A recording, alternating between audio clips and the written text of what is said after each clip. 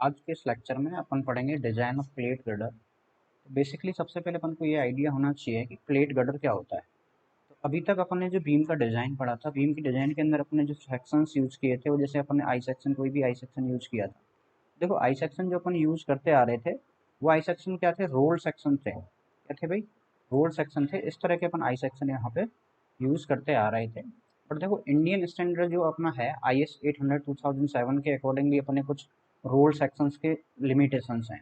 यानी कि जो भी अपन ने रोल सेक्शन की जो डिज़ाइन पढ़ी थी, रोल सेक्शन की जब मैं बात करता हूँ, तो देखो अपन ने बहुत सारे सेक्शंस को अपन ने स्टडी किया हुआ है। जैसे कि ISM भी हो गया अपना, ISW भी हो जाता है, ISLB, IS। तो इन सेक्शंस की जो मैक्सिमम जो डेप्थ की बात करते हैं अपन, यानी कि जो इसकी ओवरऑल डेप्थ की बात कर रहा हूँ मैं, यहाँ से लेके यहाँ तक की जो ओवरऑल डेप्थ की बात करता हूँ, उसकी जो लिमिट है IS स्टैंडर्ड के अकॉर्डिंग वो 600 mm है।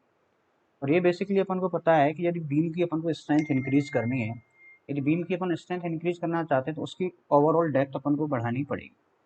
तो बेसिकली जब अपन बात कर रहे हैं कि अपना कोई स्पान क्या है, जब बहुत ज़्यादा लार्जर है, इस केस में या तो स्पान बहुत ज़्यादा लार्जर है, या फिर इस केस के अंदर जहाँ पे लोड की चांसेस क्या है, हैवी। तो क्योंकि बीम की जब डिजाइन करेंगे, तो बीम के अंतर डिजाइन के लिए जो मेन फैक्टर होता है वो जेड होता है। क्या होता है भाई? सेक्शन मॉडुलस एक मेन फैक्टर होता है। सेक्शन मॉडुलस से डिपेंड करता है, वो क्या करता है, जैसे मूवमेंट अपन इक्वेशन पढ़ी थी बैंड सिंपल बेंडिंग के अंतर्गत, M upon I F upon Y और ई बाई आर, ये अपन ने सिंपल बेंडिंग के अंतर्गत एक इक्वेशन पढ़ी हुई। ठीक है। तो बेसिकली यदि किसी भी बीम की मोमेंट रेजिस्टिंग कैपेसिटी जब हम निकालते हैं, तो ये आती है अपनी एफ वाई इंटू जेड। ठीक है। अब जेड को अपन क्या कहते हैं? सेक्शन मॉडुलस कहते हैं। और सेक्शन मॉडुलस की डिपेंडेंसी क्या होती है? जैसे मैं रेक्टेंगुलर सेक्शन की बात करूँ तो ये होता है 1/6 BD²। यानी बेसिकली डिपेंड किसके ऊपर कर रहा है? ये ओवरऑल डेप्थ के ऊपर डिपेंड कर रहा है। जब अपने रोल सेक्शन की लिमिटेशंस हो गई और उसके बाद भी अपन को सेक्शन डिजाइन करना है, एक लॉन्ग स्पान के लिए अपन को डिजाइन करना पड़ रहा है, या फिर हैवी लोड के लिए डिजाइन करना पड़ रहा है, तो वो डिपेंडेंसी मूवमेंट की है। ठीक भाई, बीम की जो डिजाइन होती है वो क्या होती है? मूवमेंट के अकॉर्डिंग होती है, मैक्सिमम बेंडिंग मूवमेंट के ऊपर डिजाइन करते हैं अपन। तो ये माने स्पान मान लिया। अब स्पान यदि यूडीएल यदि सिंपली सपोर्टेड के अकॉर्डिंग मान के चलता हूँ, तो मैक्सिमम बेंडिंग मूवमेंट की वैल्यू क्या होती है? WL² 8 होती है। तो यहाँ पे डिपेंडेंसी क्या है? एल, यानी कि स्पान ज़्यादा हो, या तो स्पान ज़्यादा हो या फिर लोड ज़्यादा हो, तो उस केस के अंदर अपन को जेड की वैल्यू ज़्यादा रिक्वायर्ड होती है। तो अब अपने पास लिमिटेशंस ये हो गई कि भाई अपन रोड सेक्शन है वो 600 mm से ज़्यादा नहीं है। तो अब अपन क्या करते हैं? खुद से बिल्टअप सेक्शन डिजाइन करते हैं। खुद से बिल्टअप सेक्शन डिजाइन करते हैं। अब जैसे मान लिया कि मैंने 3 प्लेट को कनेक्ट कर दिया। यदि मैं जैसे कह रहा हूँ, एक प्लेट ये है, एक प्लेट मैंने इसको वेब की तरह रख दी, और तीसरी प्लेट को मैंने एज ए सेकंड फ्लैंज की तरह रख दी। तो इस पूरे पर्टिकुलर सेक्शन को जो कि अपन ने बिल्टअप किया है 3 प्लेट की हेल्प से, ठीक है, तो इस सेक्शन को अपन क्या कहते हैं? प्लेट गर्डर कहते हैं। तो प्लेट गर्डर क्या हो गया? Plate girder is a heavy I section made up of various plate to make the single unit. यानी बहुत सारी सिंगल यूनिट्स को, बहुत सारी का मतलब मेनली 3 तो होनी ही चाहिए, है ना? 3, जिसके अंदर 2 फ्लैंज के अंदर यूज करेंगे और एक वेब के अकॉर्डिंग अपन यूज करेंगे। तो 3 यदि प्लेट को जोड़ के अपन यदि एक सिंगल आई सेक्शन बना लेते हैं, तो वो अपना क्या कहलाता है? प्लेट गर्डर कहलाता है। सिंपली यदि मैं बात करूं, तो जो 2 प्लेट हैं जिससे अपन प्लेट गर्डर बना हुआ है, उसके अंतर्गत एक तो होगी क्या? वेब, और 2 होंगी उसके अंतर्गत फ्लैंज। जैसे ये डायग्राम अपन को दिख रहा है यहाँ पे, ये एक आई सेक्शन का डायग्राम है। ठीक है। कई बार ये क्वेश्चन इंटरव्यू में भी पूछा जाता है, कई बार डायग्राम पूछ लेता है, भाई आपको ये प्लेट गर्डर का डायग्राम बना देते, तो मोस्ट ऑफ द स्टूडेंट इसको गलत कर देते हैं।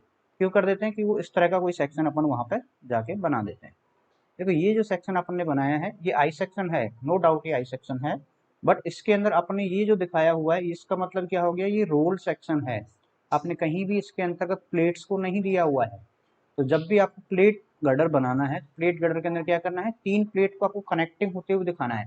भाई एक प्लेट ये है, दूसरी प्लेट ये है, यानी तीनों प्लेट इंडिविजुअली दिखनी चाहिए कि इन 3 प्लेटों को बना के मतलब ज्वाइंट करके अपन ने क्या बनाया है? प्लेट गर्डर बनाया। यदि वेल्डेड कनेक्शन है तो आप यहाँ पे वेल्डिंग भी दिखा सकते हो। तो यदि प्लेट गर्डर का डायग्राम आपसे पूछा जाए, तो ये वाला डायग्राम इसका करेक्ट होगा, ये वाला डायग्राम नहीं होगा। ठीक है। ये कई बार इंटरव्यूज क्वेश्चन के अंदर पूछा जाता है, वाइवास के अंतर्गत पूछा जाता है। तो ये अपन को याद रखना है बेसिकली, ये प्लेट गर्डर बना दें, 3 प्लेट डिफरेंट डिफरेंट अपन को देखनी चाहिए।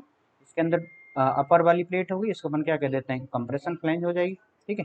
नीचे वाली को अपन टेंशन फ्लैंज बोल देते हैं, और ये वाला जो पोर्शन है इसको अपन क्या कह देते हैं? वैब कह देते हैं। तो बेसिकली आपको देखेगा प्लेट गर्डर एक आई सेक्शन की तरह है, लेकिन इसमें 3 डिफरेंट डिफरेंट प्लेट को क्या किया जाएगा? कनेक्ट किया जाएगा। जब मैं ओवरऑल डेप्थ की बात कर रहा था, तो when the depth of I section is more than 1400 mm, then that I section is called plate girder. ये बेसिकली एक अजम्पशन लिया हुआ है एक्सपेरिमेंट के बेस पे कि यदि इससे ज़्यादा है तो प्लेट गर्डर होगी। और अपन ने जो लिमिट देखी थी वो 600 mm ये थी। 600 mm से भी यदि अपन बड़ा सेक्शन डिजाइन कर रहे हैं तो वो भी एक तरह से क्या होगी, प्लेट गर्डर ही होगी। तो प्लेट गर्डर का बेसिकली यूज क्या है, इसके मेन तो दो यूज हैं।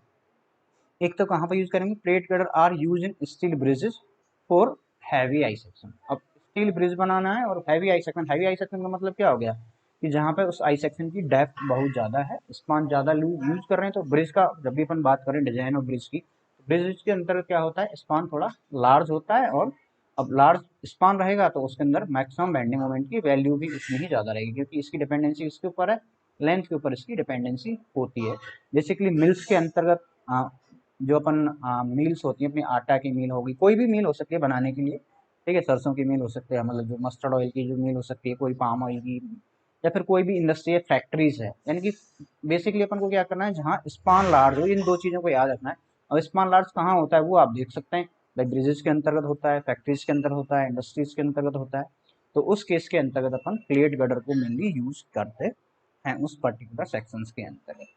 तो बेसिकली अपन प्राइमरी कंपोनेंट की मैं बात करता हूँ। तो प्लेट गर्डर के अंदर तीन कंपोनेंट हैं। एक तो क्या है, ये टॉप फ्लैंज हो गया, ठीक है। उसके बाद में क्या हो गया, एक वेब हो गया, और उसके बाद में एक नीचे की बॉटम प्लेट।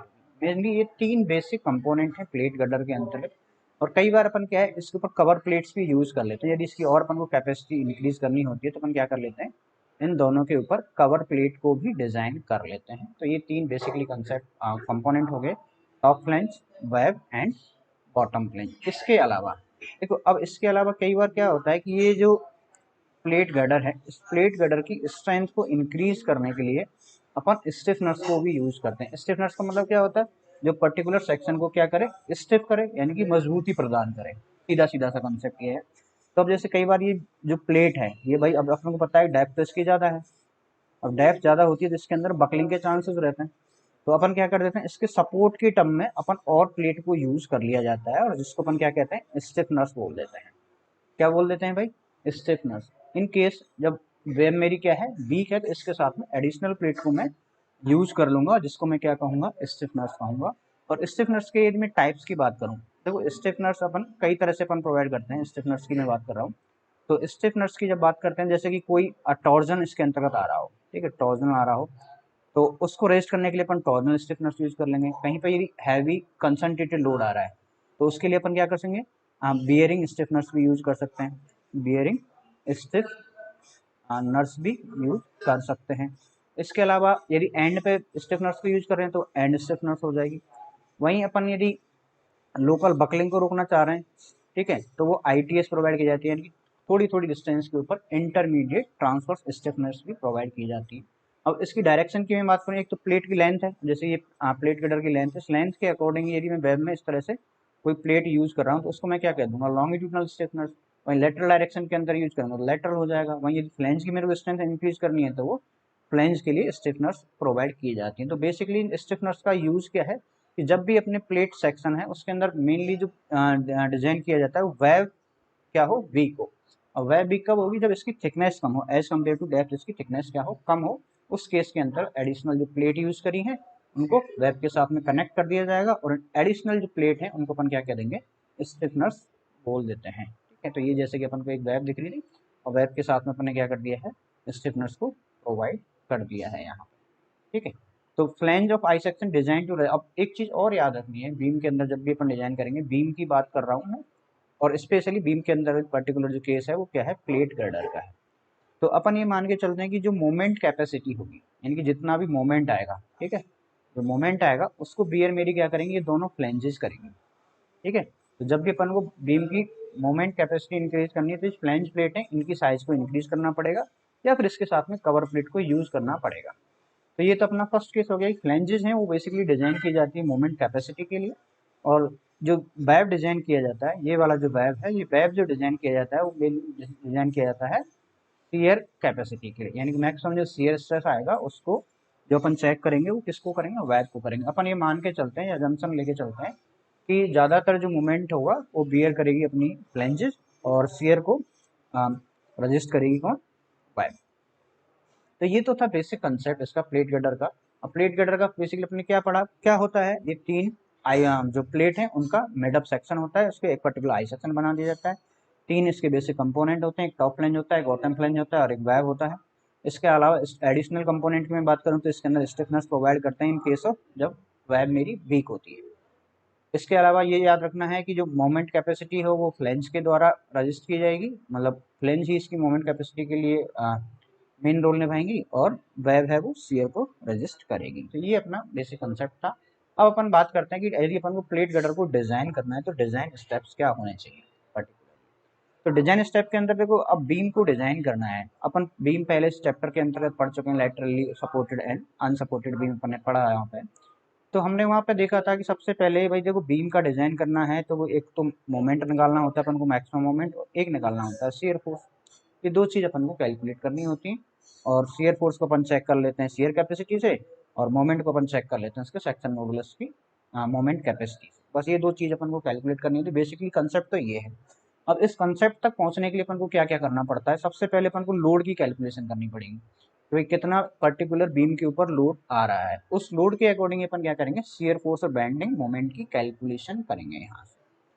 अब जैसे ही बेंडिंग मोमेंट की और शियर फोर्स की कैलकुलेशन हो गई, उसके बाद अपन क्या करेंगे, सेक्शन सेलेक्ट कर लेंगे। भाई सेक्शन सेलेक्ट के लिए अपन को एक डी का फॉर्मूला होता है ओवरऑल डेप्थ का, उसके अकॉर्डिंग अपन डी और टी एफ के रेशियो के अकॉर्डिंग अपन सेक्शन का सिलेक्शन करेंगे कि वेब के अंदर क्या यूज करना है और फ्लैंज के अंदर क्या यूज करना है। उसके लिए अपन एक मिनिमम थिकनेस का फॉर्मूला होता है, ठीक है, जो अपने आई एस कोड के अंतर्गत दिया हुआ है। आई एस कोड के पेज नंबर 63 के ऊपर अपने को ये दिया हुआ है, तो वहां से अपन क्या कर लेंगे, अपन थिकनेस का भी फॉर्मूला जो है उसको वहां से ले लेंगे। अब इस थिकनेस का फॉर्मूला है वो दो क्राइटेरिया को फुलफिल करना चाहिए।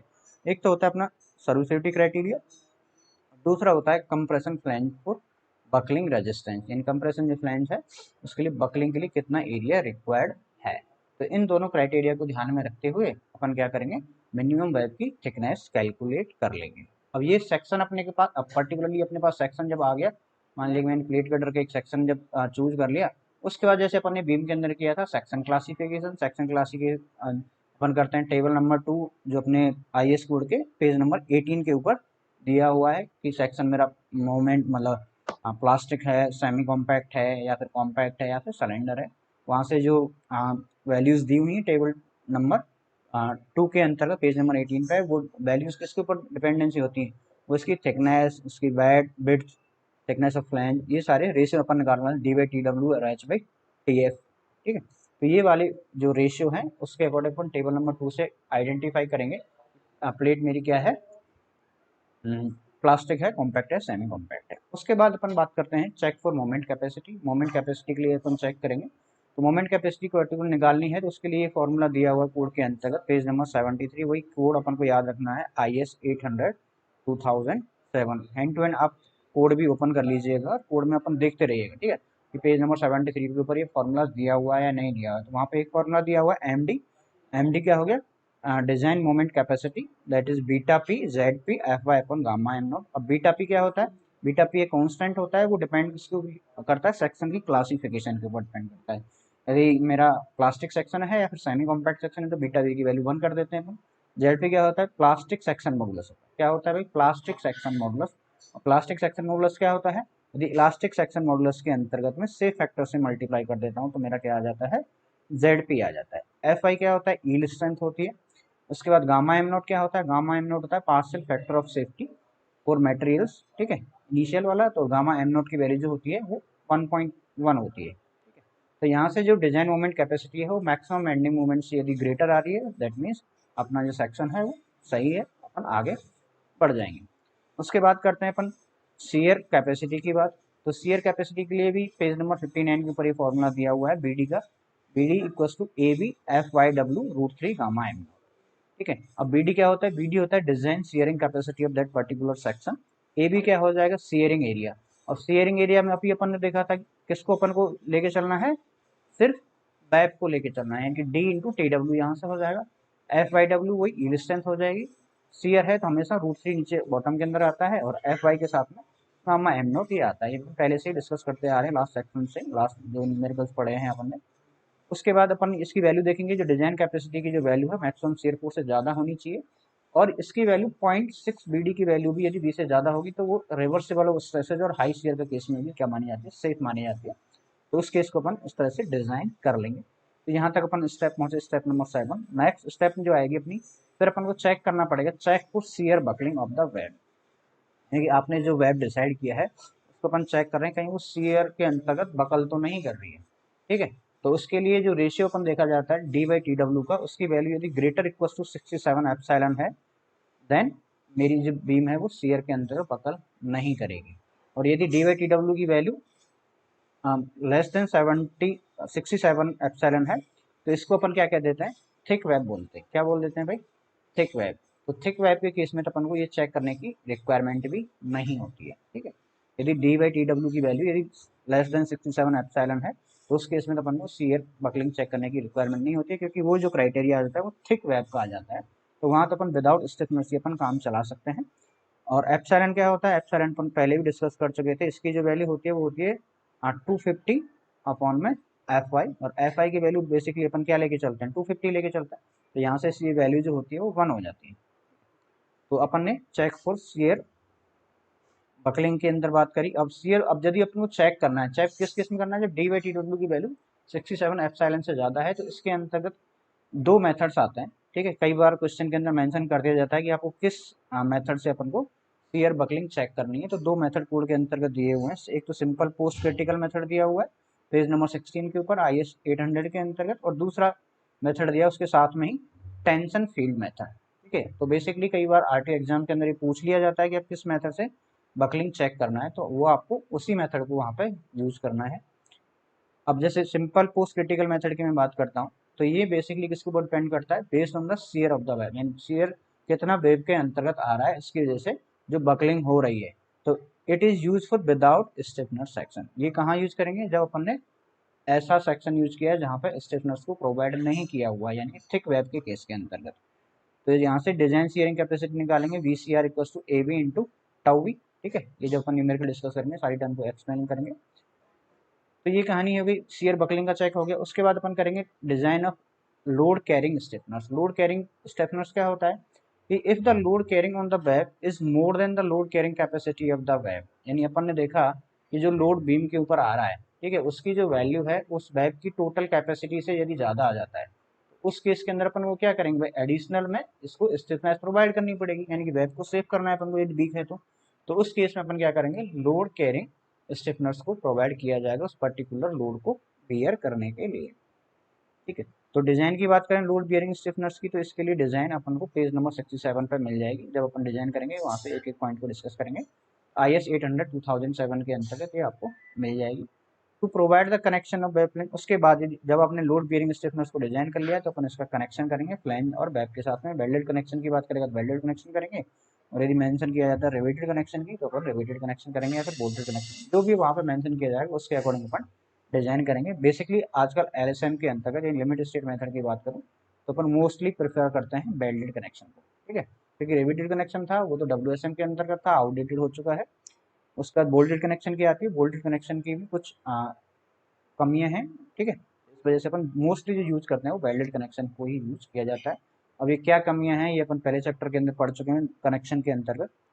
If the local capacity of web is less than the load coming on the web then the load bearing stiffness. तो बड़े अपन बेसिकली बार बार कह रहे हैं कि वेब मेरी वीक रहेगी, लोड कैरिंग कैपेसिटी उसकी उतनी सफिशियंट नहीं होगी, उस केस के अंतर्गत ही अपन क्या करेंगे, लोड कैरिंग स्टिफनर्स को डिजाइन करेंगे। अब डिजाइन स्ट्रेंथ निकालने के लिए अपन को B1 प्लस N2 ये फॉर्मूला है जो कि कोड के अंदर दिया हो पेज नंबर 67 के ऊपर। B1 plus N2 TW F/W gamma M not. B1 क्या है उसका आउट स्टैंड बिड्थ हो जाता है, N2 उसके पर्टिकुलर सेक्शन के अंदर दिया रहता है, TW थिकनेस ऑफ वेब हो जाएगी, रेडिएशन हो जाएगी, गामा M नॉट वही partial factor of safety for material हो जाता है, ठीक है।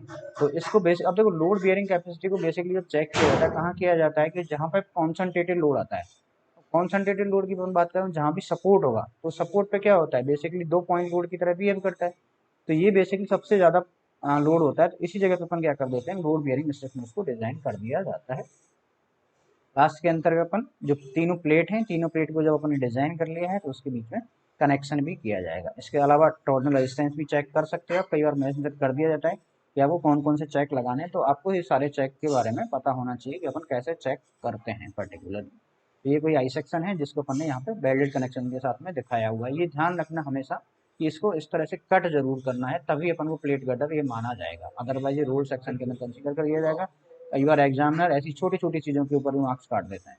ठीक है, तो अपन को याद रखना है डायग्राम जब भी बनाना है तो 3 प्लेट्स को अलग अलग ही शो करना है आपको, जब भी प्लेट गर्डर को डिजाइन कर रहे हो। हाँ, यदि आई सेक्शन रोल सेक्शन बना रहे हो तो उस केस के अंदर अपन को इस तरह से ये डिजाइन कर देना, इस तरह से बता देना, एक ही कंपोजिट सेक्शन की तरह, कंपाउंड सेक्शन की तरह इसको दिखा के। ये अपना रोल सेक्शन है और यदि इसके बीच में से कट किया हुआ है इस तरह से, तो ये कि अपना क्या होगा, प्लेट गर्डर हो गया। अब एक छोटा सा एग्जाम्पल लेंगे। ठीक है, उस एग्जाम्पल से हर एक पॉइंट को अपन क्लियर करेंगे वन बाई वन।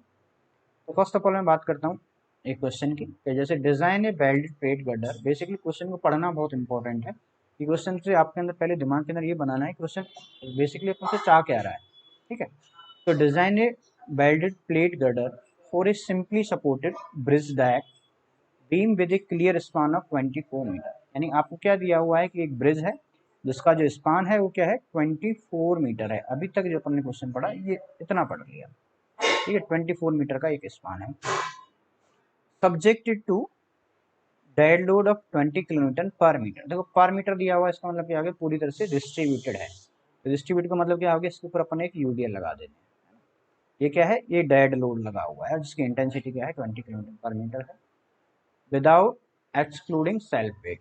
ठीक है, विदाउट एक्सक्लूडिंग सेल्फ वेट, इसका मतलब क्या है कि सेल्फ वेट को अपन को अलग से मेंशन करना है। कई बार ये दोनों वर्ड्स नहीं देता है, एक विदाउट सेल्फ वेट दे सकता है या फिर एक्सक्लूडिंग सेल्फ वेट दे देता है। ठीक है, तो सेल्फ वेट को यानी कि अलग से कैलकुलेट करना पड़ेगा। उसके बाद अपन बात करते हैं लाइव लोड की। लाइव लोड दिया हुआ है 10 किलोमीटर पर मीटर, यानी इसके एडिशन के अंतर्गत ये क्या है, 10 किलोमीटर पर मीटर का लोड लाइव लोड है, उसको भी अपन ये भी डिस्ट्रीब्यूटेड है। And two concentrated load of 200 kilometre at 6 metre distance from the both the support. इसके अलावा ये तो यूडीएल हो गए, 2 पॉइंट लोड भी अपन को दिए हुए हैं जिनकी लेफ्ट सपोर्ट से भी 6 मीटर डिस्टेंस है और राइट सपोर्ट से भी 6 मीटर डिस्टेंस। अभी इस बीम को मैं दोबारा बनाऊंगा। ठीक है, assume that top flange of compression plate is restrained और लेटरली, यानी लेटरली फिक्स्ड है, कोई दिक्कत नहीं है। Use Fe415, design a unstiffened plate girder with thick web. ठीक है, तो उसने क्या कहा है, अनस्टिफन यानी कि स्टिफनेस नर्स आपको प्रोवाइड यहाँ पे नहीं करनी, थिक वेव की तरह डिजाइन करके अपन को चलना है। ठीक है, तो स्टार्ट करते हैं। सबसे पहले अपन लोड कैलकुलेशन की जो फर्स्ट स्टेप थी, लोड कैलकुलेशन अपन को क्या क्या दिया हुआ है, गिवन डेटा है, dead load of girder 20 kilometre per metre दिया हुआ है। लाइव लोड की बात करें तो 10 किलोमीटर दिया हुआ है और कंसंट्रेटेड पॉइंट लोड का ईच दिया हुआ है 200 किलोमीटर का। तो टोटल फैक्टर लोड की मैं बात करूँ, देखो बेसिकली अपन को सेल्फ वेट निकालना होता है। सेल्फ वेट का फॉर्मूला होता है जितना भी आपके पास टोटल फैक्टर लोड आ रहा है कैपिटल डब्ल्यू, उसमें आप 200 और 300। ठीक है, कुछ बुक्स के अंतर्गत 300 दिया हुआ है, कुछ बुक्स के अंतर्गत 200 दिया हुआ है, तो आप जिससे भी कर दोगे सही है, कोई दिक्कत वाली बात है नहीं। ठीक है, मैं यहाँ पे 200 को कैलकुलेट करके चल रहा हूँ। तो टोटल फैक्टर लोड निकालना है, तो टोटल फैक्टर लोड क्या होगा, देखो अब ये 20 किलोमीटर नहीं है, यूडीएल डिस्ट्रीब्यूटर है, तो यानी कि 20 इंटू, अब पूरा स्पान करना पड़ेगा। स्पान कितना है भाई, इसका स्पान कितना है, 24 मीटर का है। ठीक है, और फैक्टर्ड करना है तो 1.5 से मल्टीप्लाई कर दिए, ये तो डेड लोड हो गया। फिर लाइव लोड की बात करूँ तो लाइव लोड कितना है, वही फैक्टर्ड के लिए 1.5, 10 इंटू 24 प्लस 2 पॉइंट लोड दिए हुए हैं। ठीक है, तो 1.5 और 200 प्लस 200। ठीक है, तो इस तरह से मैंने क्या कर लिया, टोटल फैक्टर लोड को कैलकुलेट कर लिया, जो कि मेरी वैल्यू आई 1680 किलोमीटर। तो इसके लिए अपन सिर्फ सल्फेट ऑफ गर्डर का ये एम्पेरिकल फॉर्मूला है। ठीक है, तो यूनिट के ऊपर नहीं जाना है। तो और ये जो सेल्फ वेट ऑफ गर्डर जो आएगा वो आएगा अपना यूडीएल की टर्म में। ठीक है, एम्पेरिकल फॉर्मूला है, तो टोटल फैक्टर लोड 1680 हो गया, यहाँ से डिवाइड बाई 200 किया, देन आगे आ गया 8.4 किलोमीटर पर मीटर। तो टोटल फैक्टर्ड यूडीएल की मैं बात करता हूँ, टोटल फैक्टर्ड यूडीएल। ठीक है, ध्यान रखना टोटल फैक्टर्ड यूडीएल, यानी कि ये जो मेरी बीम है, इस बीम की मैं बात कर किया, तो एक तो इसके ऊपर डेड लोड लगा हुआ है। ठीक है, डेड लोड लगा हुआ है 20 किलोमीटर का, फिर उसके बाद क्या लगा दिया, लाइव लोड भी लगा दिया इसी के ऊपर। ठीक है, और उसके बाद क्या लगा दिया अपन ने, सेल्फ वेट भी लगा दिया, यानी कि 3 लोड इसके ऊपर पूरी तरह से डिस्ट्रीब्यूट हो गए। तो कंबाइंडली क्या हो गया, ये तो अपना dead load plus live load 1.5 से मल्टीप्लाई किया, और ये अपन ने फैक्टर के अंतर्गत ही कैलकुलेट किया है, तो ये डायरेक्टली लिख दिया 8. टोटल फैक्टर यूडीएल की जो इंटेंसिटी आ गई वो यहाँ, तो आप लिख सकते हो 53.4 किलोमीटर पर मीटर। इसके अलावा जो कंसनट्रेटेड लोड है उसको ही फैक्टर में कन्वर्ट किया है, तो अपन ने ये भी 6 मीटर यहाँ से लगा हुआ है, यहाँ से 6 मीटर पे, तो ये इसकी इंटेंसिटी कितनी होगी 300 किलोमीटर। उसी तरह 6 मीटर डिस्टेंस पे इधर भी लगा हुआ है, उसकी इंटेंसिटी भी क्या होगी फैक्टर के अंदर कन्वर्ट करने के बाद में 300 किलोमीटर। तो ये अपना क्या हो गया लोड कैलकुलेशन है, फर्स्ट वाला स्टेप अपने यहाँ पे कंप्लीट कर दिया है। सेकंड स्टेप के अंतर्गत आते हैं calculate the maximum shear force and bending moment. ठीक है, तो ये अपन को एक बीम है जो बन गई, क्योंकि यहाँ से ए पॉइंट था और ये बी पॉइंट था, इन दोनों के बीच का जो स्पान था वो 24 मीटर हो गया। उसके बाद ये मैंने यूडीएल लगा दिया, कौन सा फैक्टर्ड वाला, जिसकी इंटेंसिटी कितनी है 53.4 किलोमीटर पर मीटर, और दो कॉन्सेंट्रेटेड लोड लगे हुए हैं 300 किलोमीटर और 300 किलोमीटर के लेफ्ट और राइट बोथ साइड से 6 मीटर डिस्टेंस। तो अब अपन को कैलकुलेट क्या करना है भाई, एक तो अपना एम एक्स निकालना है, क्या निकालना है भाई एम एक्स की वैल्यू कैलकुलेट करनी है, और एक शियर फोर्स की वैल्यू अपन को, या बी मैक्स कह सकते हो या फिर एस एफ मैक्स कह सकते हो, उसकी वैल्यू कैलकुलेट करनी है। तो अपन को यहाँ पे एक सिंपली सपोर्टेड बीम दिया हुआ है जिसके अंदर एक यूडीएल लगा हुआ है through out the span 53.4 kilometre का, और 2 पॉइंट लोड लगे हुए हैं 6 मीटर बोथ द सपोर्ट्स। तो रिएक्शन निकालेंगे सबसे पहले। तो रिएक्शन का क्या होता है, ऑल वर्टिकल लोड्स को अपन इक्वल किया। मान लिया कि मैंने आर ए पॉइंट के अंदर एक रिएक्शन ऊपर की तरफ लग रही है, आर बी की तरफ ऊपर की तरफ लग रही है, तो R A plus R B किया, तो ये क्या हो जाएगा टोटल लोड के बराबर हो जाएगा। R A plus R B total load के बराबर, टोटल लोड कितना है 300 ये रहा, 300 ये रहा। उसके बाद 53 पॉइंट यूडीएल है, तो इसको लेंथ से मल्टीप्लाई कर देंगे, तो ये हो गया 53.4 into 24, that is 1881.6 kilo newton. ठीक है, तो ये तो क्या हो गया R A plus R B हो गया। अब देखो ड्यू टू अपन को ये क्या दिख रहा है बीम एक सिमेट्रिकल है, तो यदि आपको सिमेट्रिकल नहीं होती है तो उस केस में अपन क्या करते हैं किसी भी एक पर्टिकुलर पॉइंट के अबाउट मोमेंट लेते हैं। जैसे कि मान लिया मोमेंट अबाउट पॉइंट ए ले लो या फिर पॉइंट बी ले लो। ठीक है, उस केस के अकॉर्डिंग आप एक रिएक्शन निकालेंगे, फिर दूसरी को अपन यहाँ से निकालेंगे। जब अपन को दिख रहा है कि सिमेट्रिकल बीच में कट के दिया, लेफ्ट भी इतना ऐसा ही है, राइट भी ऐसा ही है, तो अपन क्या कर देते हैं डायरेक्टली इसको दोनों सपोर्ट को इक्वल कर देंगे, तो R A plus R B क्या हो जाएगा, जो भी आया यहाँ से डिवाइड बाई 2 कर दिया, तो ये क्या हो गया 940.8 किलोमीटर। अब बारी आती है शियर फोर्स कैलकुलेशन की। तो शियर फोर्स कैलकुलेशन की, अब ये बीम अपन को दिख रही है, शियर फोर्स कैलकुलेट अपन को करना है। ठीक है, यदि मैं ए पॉइंट की बात करूँ तो ए पॉइंट पे शियर फोर्स तो क्या हो जाएगा वही रिएक्शन ही है। यदि मैं शियर फोर्स डायग्राम की बात करूँ तो ये तो क्या हो गया सीधा सीधा मैं यहाँ पे लिख दूंगा, वो जितनी भी रिएक्शन है वो 900 है, वो यहाँ पे लिख दिया। उसके बाद में shear force at C point पे निकालना चाहूँ तो शियर फोर्स पे क्या हो गया भाई, लेफ्ट सेक्शन की मैं बात करूँ तो ये सपोर्ट तो है, इसके बाद यूडीएल नीचे की तरफ लगा हुआ है, यूडीएल क्या है नीचे की तरफ लगा हुआ है, और कितनी इंटेंसिटी का लगा हुआ है 53.4 का, तो 53.4 इंटू 6 कर दूंगा तो वो वैल्यू नीचे की तरफ जाएगी। ठीक है, अब यूडीएल है तो ये कैसा जाएगा डायग्राम नीचे की तरफ ट्रायंगल। तो अब इसकी वैल्यू की मैं बात करूँ, मैंने क्या किया हुआ है सीधा माइनस कर दिया किसको, जो भी रिएक्शन है आर ए जो रिएक्शन है उसमें से मैंने माइनस कर दिया 53.4 इंटू 6 को, तो ये वैल्यू जो आ गई मेरी वो आ गई 620। ठीक है, और ये वेरिएशन कैसा है लीनियरली वेरी कर रहा है नीचे की तरफ ट्राइंगल में से। उसके बाद फिर मैंने देखा यहाँ पे 300 किलोमीटर का एक और लोड लगा हुआ है, इसका मतलब इसी पॉइंट के ऊपर क्या होगा जस्ट 300 और नीचे जाएगा। ठीक है, इसी पॉइंट के ऊपर 300 और नीचे जाएगा, तो ये वाली जो वैल्यू आ जाएगी वो क्या आ जाएगी right of the just C point के राइट ऑफ सेक्शन में बात करूँ 300 और डिप मार दिया मैंने, तो 320.4 किलोमीटर का शियर फोर्स आया।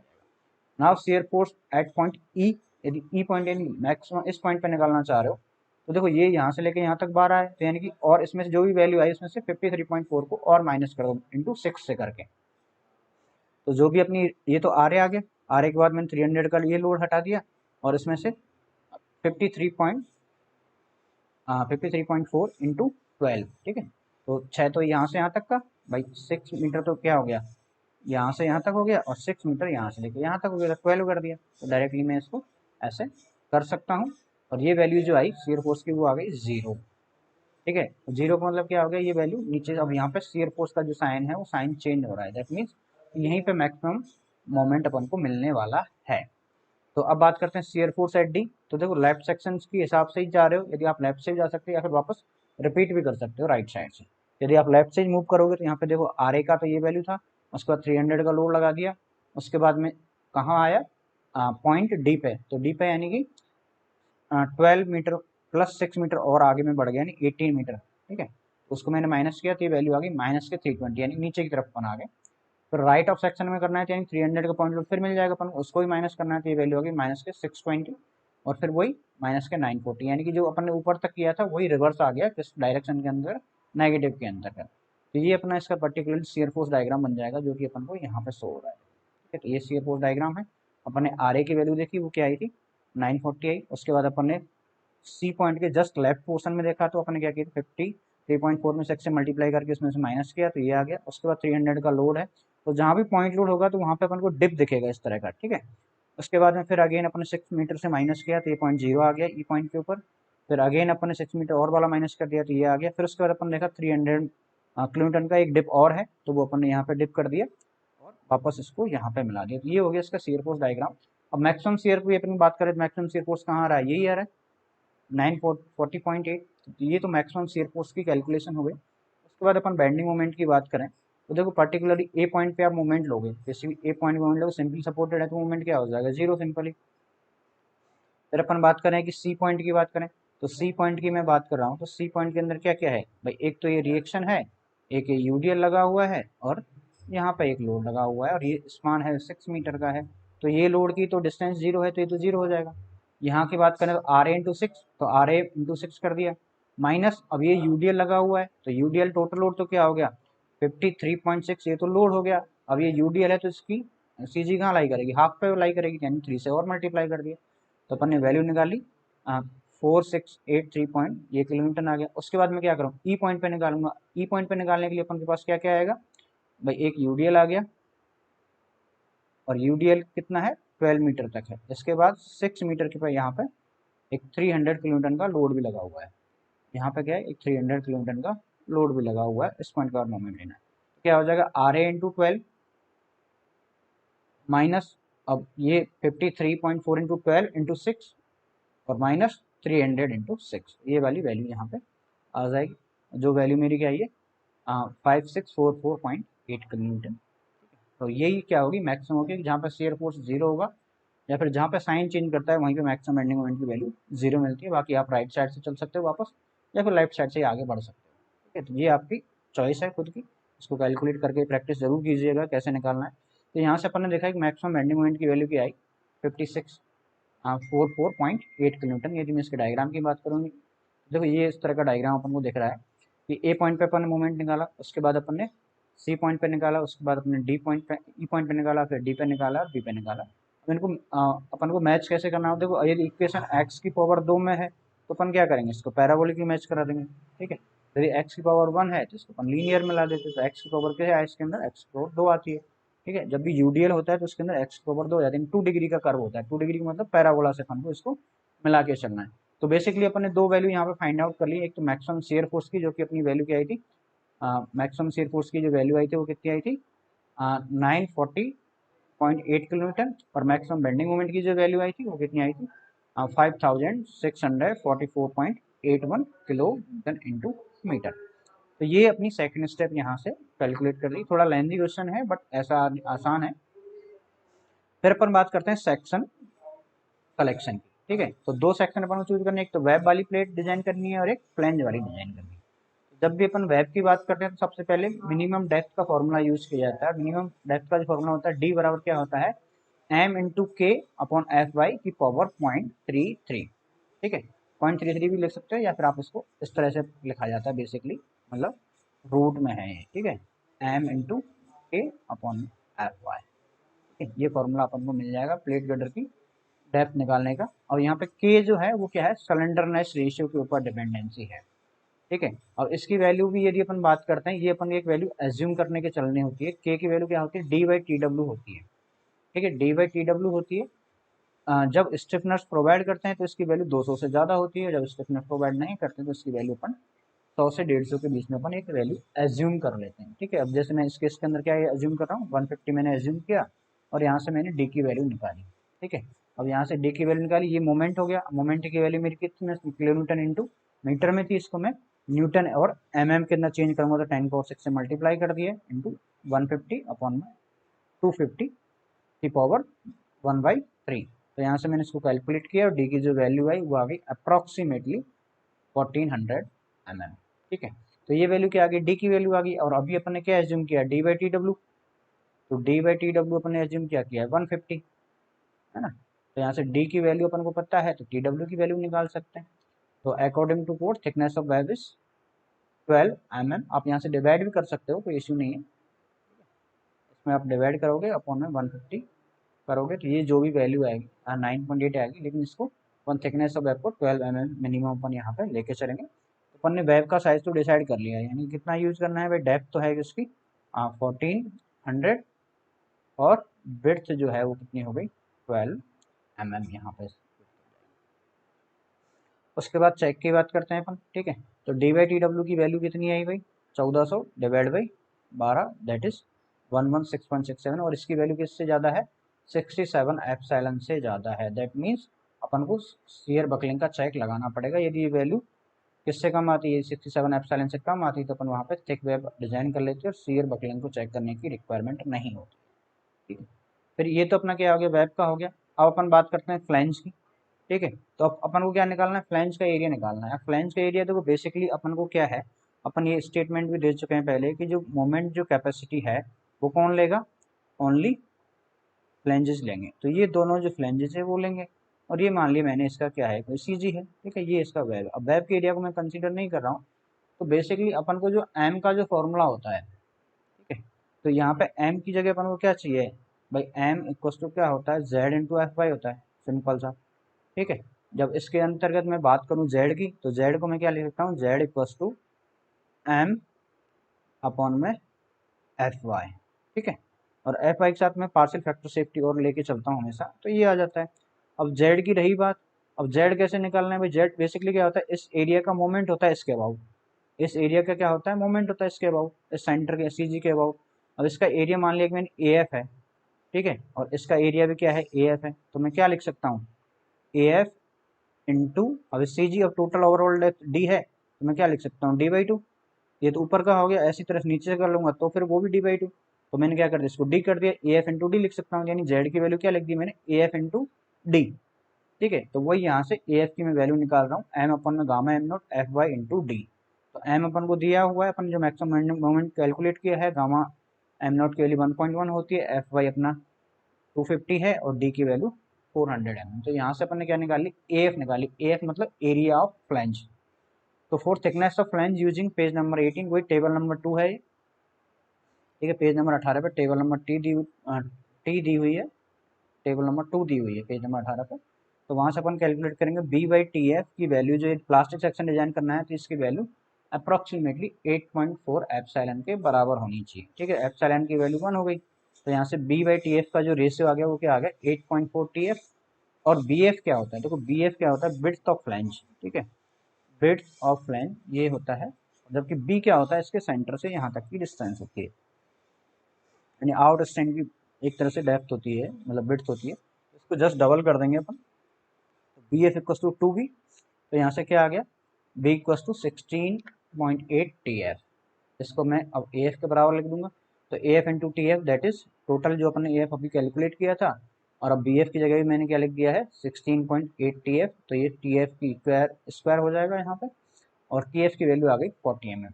जब टी एफ की वैल्यू अपने पास आ गई तो ए एफ में टी एफ का डिवाइड कर देंगे तो क्या आ जाएगी विड्थ ऑफ फ्लैंज आ जाएगी, ठीक है। तो बेसिकली विड्थ ऑफ फ्लैंज आ गया ए एफ अपॉन में टी एफ, ठीक है।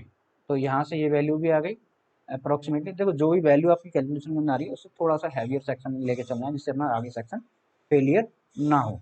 तो फाइनली जो आई सेक्शन जो अपन ने डिसाइड किया, आई सेक्शन की डायमेंशन की मैं बात करूँ तो अभी अपन ने देख लिया कि विड्थ ऑफ जो फ्लैंज है ऊपर की जो प्लेट है, ठीक है, ऊपर की जो प्लेट है विड्थ ऑफ फ्लैंज अपन ने एज्यूम कर लिया 500, ठीक है। उसका थिकनेस आ गया था 40 mm, सेम कंप्रेशन फ्लैंज हो जाएगी। और उसके बाद अपन ने बात करी वेब की, तो वेब की जो टोटल डेप्थ आई थी वो कितनी आई थी 1400 mm, और थिकनेस कितनी आ गई इसकी 12 mm। तो ये फाइनली अपने पास एक प्लेट गटर का सेक्शन आ गया है। तो ये अपना क्वेश्चन कई बार ऐसा भी होता है कि आपको प्लेट गटर का सेक्शन दे दिया जाएगा, यानी यहाँ तक का क्वेश्चन आपको सॉल्व करके दे दिया जाएगा, उसके बाद आगे की कैलकुलेशन आपको करनी होती है। कई बार नहीं देगा तो आपको ये सारा प्रोसेस अपन को लेके चलना पड़ेगा। यदि जिस क्वेश्चन के अंदर प्लेट गटर का सेक्शन दिया जाएगा उसके अंदर आपको मैक्सिमम बेंडिंग मोमेंट की वैल्यू भी दे दी जाएगी और शियर फोर्स की वैल्यू भी दे दी जाएगी। उसका तरह का भी क्वेश्चन अपन नेक्स्ट क्लास के अंदर डिस्कस करेंगे।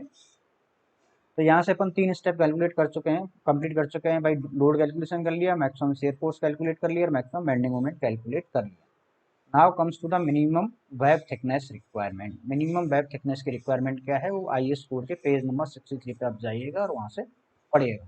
ठीक है, तो सर्विसिटी रिक्वायरमेंट क्या कहता है कि डी/टी/एफ की जो वैल्यू है लेस देन 200 से कम होनी चाहिए। इस केस में ये ओके रहेगा। तो अपन यहाँ देखा था कि डी/टी/एफ की अपनी जो वैल्यू आई वो कितनी आई है, 116.67 आई है, जो कि 200 से कम है। और यदि ये नहीं आती है तो अपन को बीम की साइज को चेंज करना पड़ेगा, यानी कि थिन सेक्शन की जगह अपन को थिक साइज यूज करनी ही पड़ेगी। उसके बाद अपन सेकंड जो क्राइटेरिया था वो था कंप्रेशन फ्लैंज बकलिंग।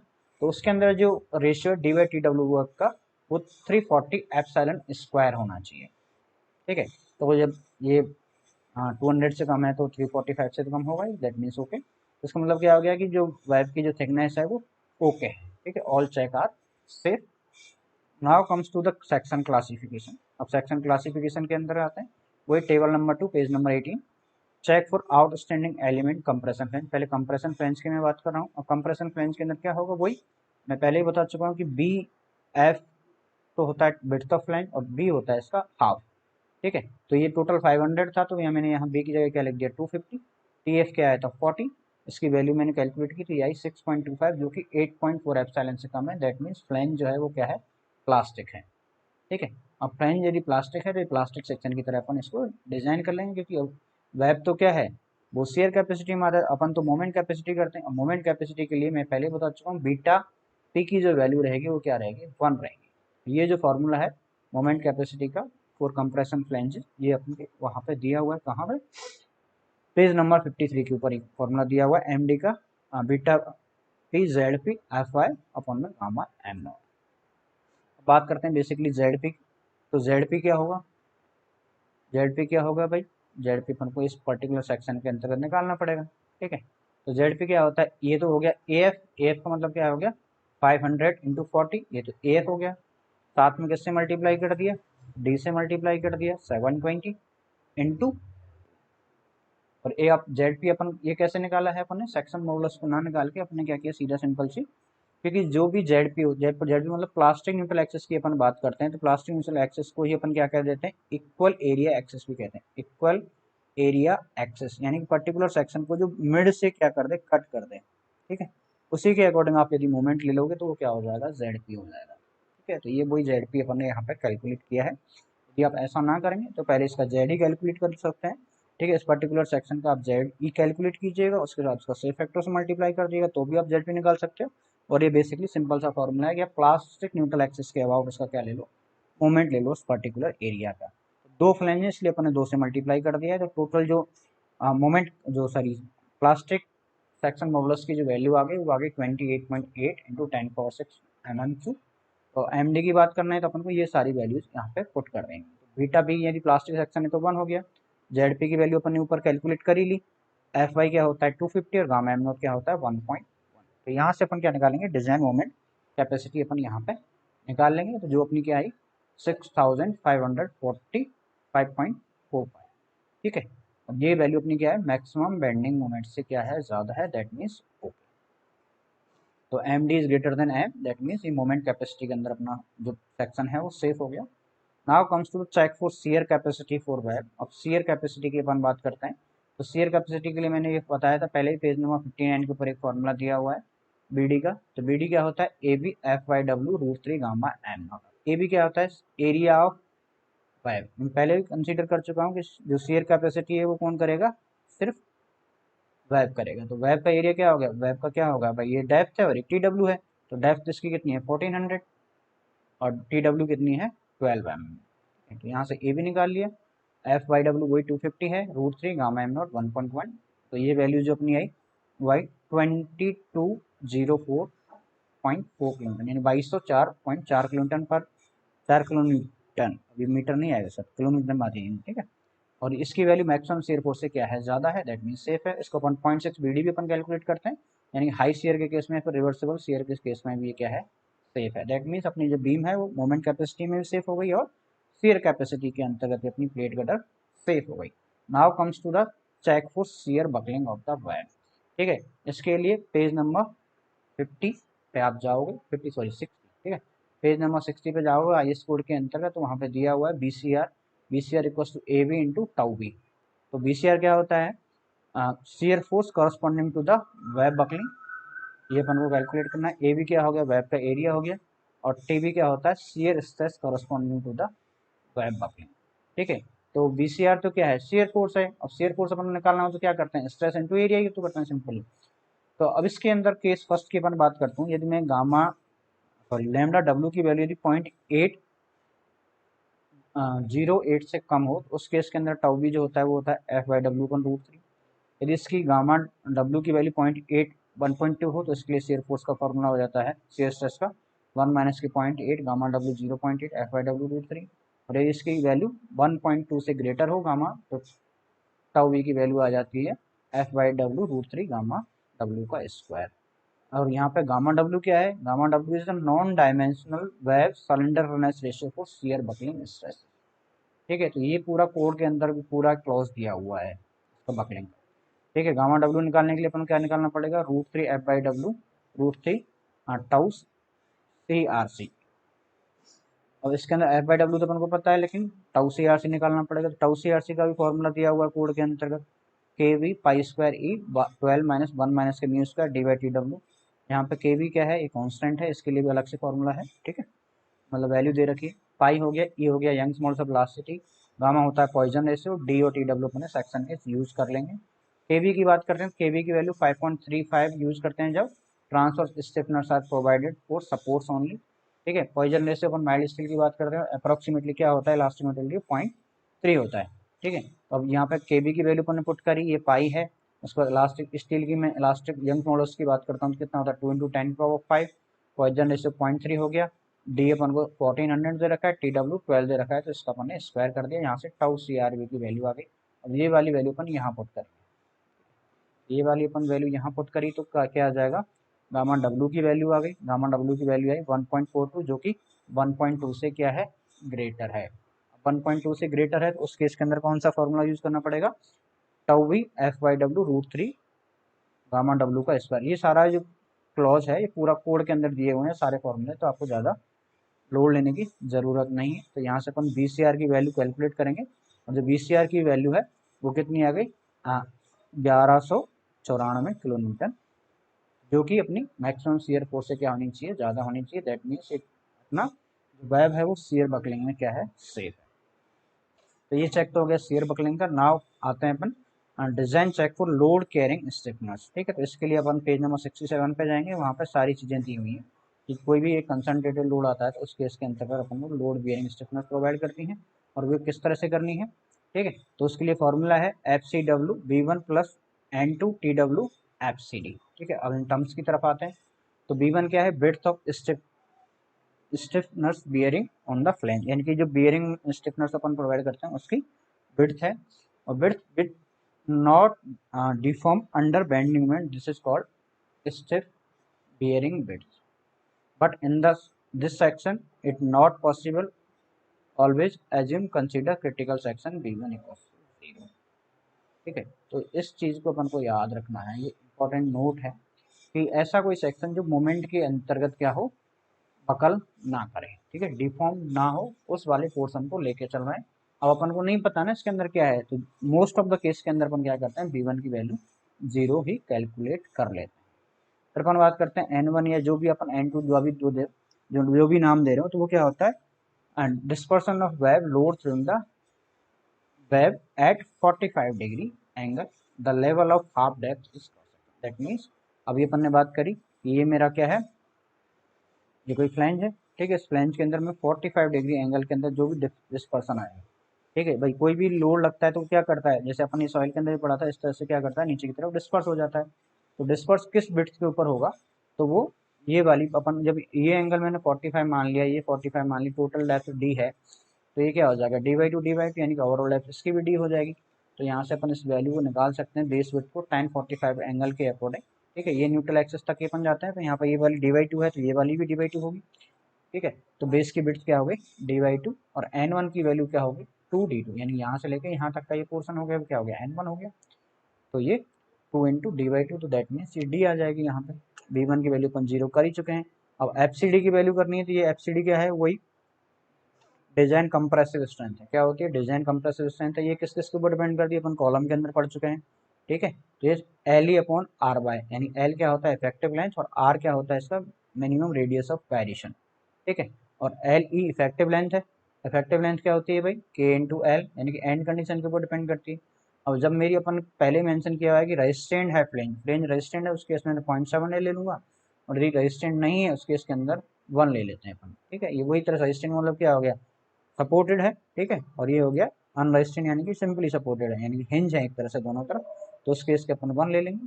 तो यहाँ से जो वैल्यू लूंगा मैं आर वाई की, वो क्या हो जाएगा? आर बाई क्या होता है? Radius of gyration. Radius of gyration क्या लेता हूँ? इनर्शिया अपॉन में एरिया का अंडर द रूट, ठीक है। अब इनर्शिया क्या लेना है भाई? इनर्शिया क्या है वही, अब ये फ्लैंज है मेरी, है ना, सॉरी वेब की बात कर रहे हैं, ये वेब है। वेब के लिए अब इनर्शिया क्या होगा? 1/12 बी डी क्यूब होता है। अब बी क्या है इसके अंतर्गत?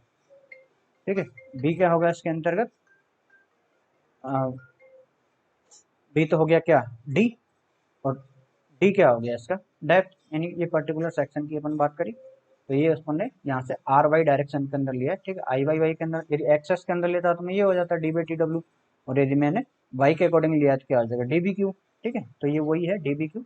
यहाँ से अपन में एरिया किया तो डी इंटू टी डब्ल्यू, तो ये वाली वैल्यू यहाँ पे कैलकुलेट अपन कर लेंगे, ठीक है। तो ये आर वाई की वैल्यू आ गई, आर वाई के अकॉर्डिंग एल इफेक्टिव अपॉन में आर वाई किया अपन ने, तो ये क्या आ गई? स्लेंडरनेस रेशियो की वैल्यू आ गई। अब इस स्लेंडरनेस रेशियो के अकॉर्डिंग अपन को ये वैल्यू कैलकुलेट करनी होती है, कोड से अपन यहाँ पे देखेंगे, ठीक है। एक मिनट,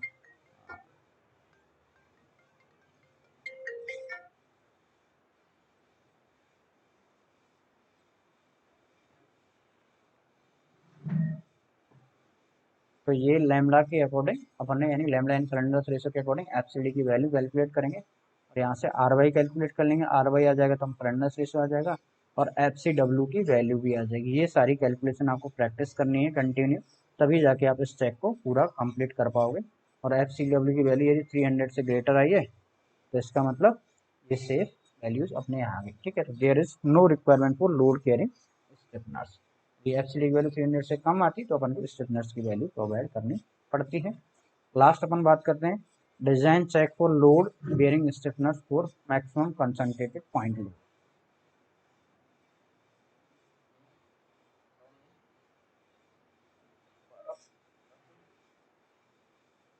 लोड कैरिंग कैपेसिटी की बात करूं तो ये क्या होगा? B one plus n two t डब्ल्यू f by t gamma M nought, ठीक है। ये अपना क्या हो गया? ये अपना फ्लैंज था, ये अपन ने वेब कर दिया। फिर अपन यहाँ पे कनेक्शन की बात करेंगे, तो कनेक्शन यहाँ पे ही होगा, ठीक है। तो लोड कैरिंग कैपेसिटी की जो वैल्यू है वो रिएक्शन फोर्स से हमेशा क्या होनी चाहिए? कम है, देन बियरिंग स्टिफनर्स आर रिक्वायर्ड। और यदि ये ज़्यादा होती तो अपन को बियरिंग स्टिफनर्स की रिक्वायरमेंट यहाँ पे नहीं होती। बी वन की अपन वही बात कर चुके हैं, स्टिफ बियरिंग वेट वो 0 है फॉर क्रिटिकल सेक्शन। तो now comes to the N two. N two क्या होता है? Length obtained by the dispersion of flange web junction of slope 1/25 to the plate of the flange. जब अपन ने first case के अंदर बात करी तो वहाँ पे डिस्पर्सन क्या होता है? 45 डिग्री एंगल के अकॉर्डिंग होता है, और यहाँ पे जो डिस्पर्सन होगा वो क्या होगा? 1/25 के रेशियो के अकॉर्डिंग होगा।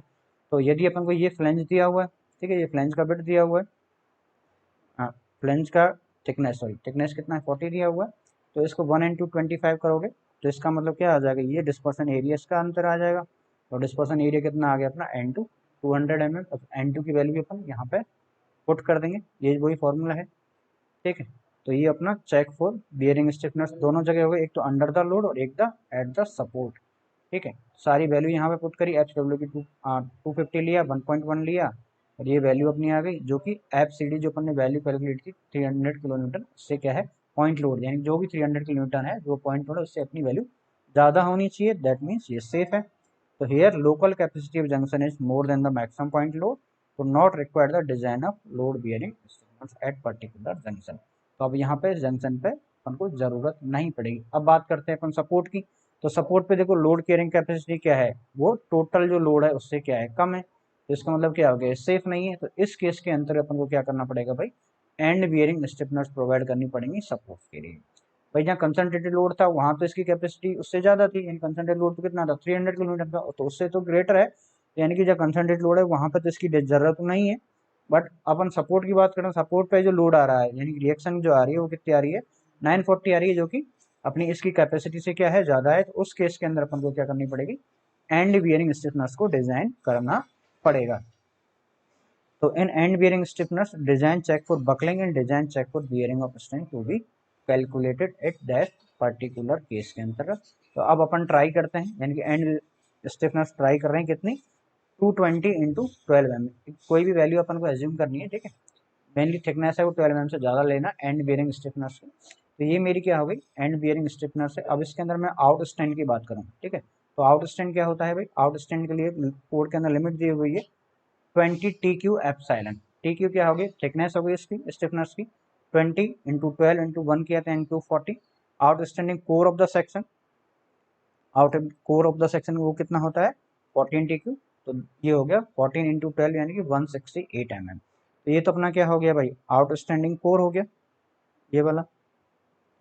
इसके अलावा मैक्सिमम आउट स्टैंड कितना पॉसिबल है भाई, टोटल मैक्सिमम जो आउट स्टैंड है वो कितना हो सकता है, 250 ही, मतलब टोटल कितनी है 500 है, जिसके अंतर्गत अपन को ये थिकनेस ऑफ वेब भी माइनस कर देनी है जो कितनी 12 mm थी।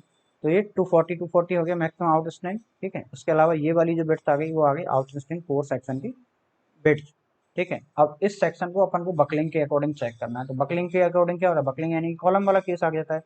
तो इफेक्टिव एरिया इंटू एफसीडी से मल्टीप्लाई करना है। अब इफेक्टिव एरिया क्या होगा भाई, इफेक्टिव एरिया की मैं बात करता हूँ, तो इफेक्टिव एरिया क्या हो गया कि यहाँ से अपन ने बात करी इफेक्टिव एरिया की 2 इंटू 168 इंटू 2, यानी कि दो तो ये वाले पोर्शन है, ये वाला और ये वाला, उसके अलावा ये वाला पोर्शन है, ठीक है। तो ये वाला पोर्शन कितना होता है 20 TQ।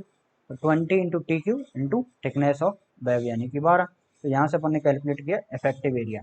तो according to IS code, influence of the stiffness on the web till 20 TQ, so consider that particular area. तो ये वाला जो एरिया है वो अपन ने पूरा कैलकुलेट किया, जिसके अंदर ये दो आउट स्टैंड दिख रहे हैं और एक ये अपन को मैक्सिमम आउट स्टैंड वाला 20 TQ दिख रहा है। तो इफेक्टिव एरिया इंटू एफसीडी किया। अब एफसीडी फिर अगेन वही कॉलम वाला केस है, यानी कि एल इफेक्टिव होने में आर बाई करना है। तो एल इफेक्टिव क्या होगा वही 0.7D, आर बाई क्या होगा वही। अब इस पर्टिकुलर सेक्शन के लिए एनर्जी निकालना है अपन को, ठीक है। यानी कि किस पोर्शन के लिए, इस पर्टिकुलर पोर्शन के लिए अपन को क्या निकालना है, इनर्शिया निकालना है और उसका एरिया से डिवाइड करना है, ठीक है। ये वाली जो वैल्यू है वो यहाँ तक है, ये इस तरफ ना, इस तरह से ये पर्टिकुलर जो सेक्शन है इसका अपन को इनर्शिया निकालना है किसके, CG के अकॉर्डिंग, ठीक है। तो अपन बात करते हैं इसकी पहले 168 की, तो ये क्या हो गया वही, हाँ 2 से गुणा करेंगे क्योंकि दोनों तरफ है, अपन एक पर्टिकुलर का निकाल लेते हैं फिर दूसरे का भी आ जाएगा यहाँ से, ठीक है। तो इनर्शिया क्या आ गया, 2 इंटू 168 प्लस 12, यानी कि ये पूरा। अब यदि पूरा लेना है तो ये वाला ले सकते हो, ठीक है। तो ये आपकी डिपेंडेंसी है कि आप किस तरह से आप इनर्शिया कैलकुलेट करते हो। तो ये इनर्शिया कैलकुलेशन की स्टेप है, फिर उसके साथ में अपने क्या किया, ये फ्लैंज वाला पोर्शन था इसको भी अपने एज किया 12 इंटू 240। तो ये तो क्या हो गया सीधा सीधा 1/12 हो गया। इनर्शिया आ जाएगा, इनर्शिया के बाद एरिया से अपन डिवाइड करेंगे तो रेडियस ऑफ गायरेशन आ जाएगी, इनर्शिया अपन में area under the root radius of gyration आ गई। यहाँ से अपन एफसीडी की वैल्यू वही टेबल से निकालेंगे, एफसीडी की वैल्यू जो अपन कॉलम के अंतर्गत यूज की हुई है एफसीडी वाली। तो यहाँ से एफसीडी की वैल्यू अपन ने कैलकुलेट की, टेबल नंबर 10 है साइड आइटम, वहाँ से देख लेना एफसीडी की वैल्यू। तो यहाँ से ये एफसीडी की वैल्यू आ गई, फिर अपन को एफपीएसडी निकालना है, ये पेज नंबर 68 के ऊपर फॉर्मूला दिया हुआ है स्टिफनेस का, ठीक है। तो एफसीडी क्या होता है AQ/F/Q 0.8 गामा 8 नॉट। तो FAQ अपन निकाल ही लिया एरिया, ठीक है। यानी कि जो टोटल जो एरिया अपना आएगा वो आउटस्टैंडिंग के अंतर्गत इंटू FY 0.8, इसकी वैल्यू भी मैक्सिमम शेयर फोर्स से ज़्यादा होनी चाहिए। तो ये वाला सेक्शन तब जाके सेफ हो जाएगा, ठीक है। इसके अंदर कौन कौन से क्राइटेरिया याद रखना है, FX क्या होता है एक्सटर्नल लोड, AQ क्या होता है area shift in contact with the flange, ऐसा कौन सा एरिया है जो स्टिफनर्स का जो इसके कॉन्टैक्ट के अंतर्गत आ रहा है। तो कॉन्टैक्ट के अंदर एरिया क्या हो गया 2 इंटू 120, और इसमें से फ्लैंज विड्थ को अपन ने माइनस कर दिया इंटू 12। ये कॉन्टैक्ट एरिया था, ये कॉन्टैक्ट एरिया अपन को यहाँ से निकाल लेना है। लास्ट अब स्टेप की बात करते हैं, check for torsional resistance provide by the end stiffeners, ठीक है। तो इसके लिए अपन को इसका फॉर्मूला भी अपन को सारे ये जो सही है, सारे जो फॉर्मूले हैं वो आपको कोड में मिल जाएंगे पूरे के पूरे। पेज नंबर 68 के ऊपर एक कोड में दिया हुआ है IS equal to 0.34 alpha S D square TCF, ठीक है। अब इसके अंदर ये वैल्यूज क्या होंगी, आई क्या इनर्शिया वही है, अब इस पर्टिकुलर इनर्शिया किस पॉइंट का निकालना है, ये अभी अपन ने देखा था 120 ऊपर है, 120 ऊपर है और ये 12 की इस तरह से थी, ठीक है। तो इस वाले पोर्शन का ही एनर्जी निकालना है, तो आई एस आ जाएगा। उसके बाद में अपन को अल्फा एस है, अल्फा एस क्या डिपेंड नहीं होती इसकी, एल अल्फा टी अपन गामा वाई की। अब एल अल्फा टी के लिए अगेन अपन को वही सारी चीज़ें कैलकुलेट करनी पड़ेंगी कोड के अंदर से। यदि अल्फा एस की वैल्यू इतनी है तो इसके लिए इतना आएगा, इतनी है तो इतना आएगा। ठीक है, ये सारी वैल्यूज़ हैं वो अपन को अगेन कोड से अपन को पूरा डिजाइन देखना पड़ेगा इसका, इसका ट्रांसवर्स स्टिफनेस का अपन को देखना पड़ेगा। यदि ये स्पेशल क्वेश्चन के अंदर मेंशन करता है तभी आपको ये सारी कैलकुलेशन करनी है, अदरवाइज इस कैलकुलेशन को छोड़ सकते हो। ठीक है, तो इसको अपन पार्ट 2 के अंदर डिस्कस करेंगे। टॉर्जनल जो रेजिस्टेंस है प्लेट गर्डर के पार्ट 2 के अंतर्गत डिस्कस करेंगे, यहाँ से स्टेप नंबर 11। तो आज की क्लास अपन यहीं पे एंड कर रहे हैं। थैंक यू एवरीवन, काफ़ी लंबा लेक्चर हो गया है आज।